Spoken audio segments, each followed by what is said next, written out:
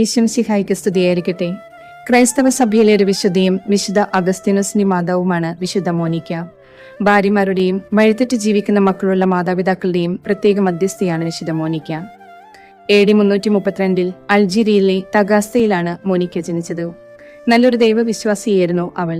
എന്നാൽ അവളുടെ മാതാപിതാക്കന്മാർ അവളെ സമ്പന്നനും വിജാതീയനുമായ പാട്രിഷ്യസിന് വിവാഹം ചെയ്തു കൊടുത്തു.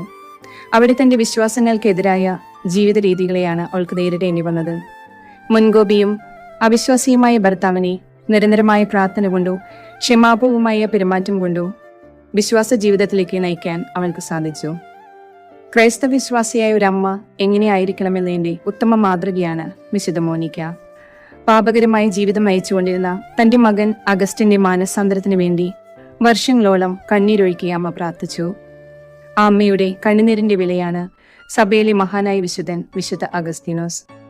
ഓഗസ്റ്റ് 27 തിരുസഭ വിശുദ്ധ മോനിക്കയുടെ തിരുനാൾ ആഘോഷിക്കുന്നു. വിശുദ്ധ മോനിക്കയെ പോലെ വിശുദ്ധിയിൽ ജീവിച്ചുകൊണ്ട് നിരന്തരമായ പ്രാർത്ഥനയിലൂടെ മറ്റുള്ളവരെ മാനസാന്തരത്തിലേക്ക് നയിക്കാൻ നമുക്കും സാധിക്കും. അതിനുള്ള കൃപയ്ക്കായി നമുക്ക് പ്രാർത്ഥിക്കാം.